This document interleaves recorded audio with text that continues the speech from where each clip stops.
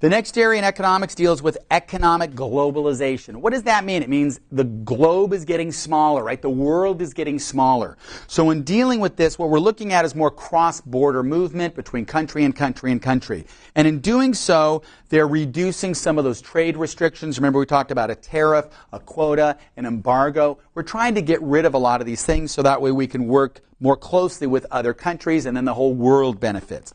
It says here, economic globalization refers to the increasing economic interdependence of national economies across the world through a rapid increase in cross-border movement of goods, service, technology, and capital. It's led to a single world market, which has developed economies with integrated they've integrated with less countries, integrated with less developed countries by means of foreign direct investment, the reduction of trade barriers, like we said, tariffs, quotas, embargoes, and the modernization of developing countries. Now, the comparative advantage of natural resources and low-cost labor attract business to go overseas. Because overseas, they have all these natural resources. Maybe their forests still exist where ours may not. And labor is a lot less expensive. So it's very attractive. Companies in developed countries such as ours are able to compete with those other countries because we will make, let's say, a better quality product. So some of the advantages of a developed country: use of sophisticated technology. Why is that beneficial? Because that'll help reduce some of our production costs. Effective process management. So we're managing the entire production process. Innovation in products or services. The quality of our products, at least used to be, much higher than others. Customer service, again, you call up our client, call up the company, and you get someone to help you, and also adopting a global strategy. Now, it's also important if you're dealing overseas, you need to understand the culture, the customs, the values, the behavior, because you want to be careful that you're not insulting, right, the companies overseas. It says here that in looking at a global strategy, we also need to think about some of the benefits. Some of the benefits are pooling international production to one or a few locations. That helps us to increase our economies of scale. What was economies of scale? Remember, we had economies of scale. It looked kind of like this, where we had that picture earlier where we talked about like that. We talked about production. Here, output is greater than input. Here, input equals output. Here, input is greater than output. So we talked about better economies of scale. So in other words, the optimum size of a production facility. Manufacturing costs can be cut quite a bit. Why? Because overseas, labor costs are a lot lower.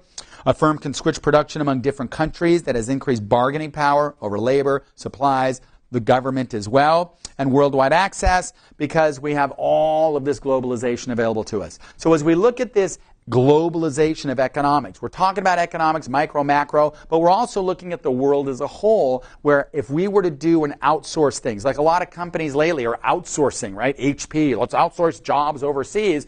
All of a sudden, it benefits that country. It sometimes benefits us because it helps to reduce some of the costs. The downside is it outsources some of the jobs that we would have done here, which means now we have more unemployment, which means now those people have to find a different type of job. Hopefully they're not structurally unemployed, which means that they have skills, but we'll just have to readjust them in a different area. So again, that's what it kind of looks at. Let's try a question on this, number 25. It says, all of the following are ways that companies in developed countries, like us, the U.S., generally may compete with companies in developing countries, except. So what does that except mean? It means that what are some of the ways that we can compete, but what is one way we don't really compete? A, technology, yes. We're usually pretty good in technology. Customer service, yes. You make a phone call, you get someone here to help you. Quality, yes. We keep the quality up. Low-cost resources, no, because usually low-cost resources such as resources or labor, those costs are usually less expensive in developing countries, not here in a developed country. So in a developed country, U.S., Japan, that's where labor costs are going to be high.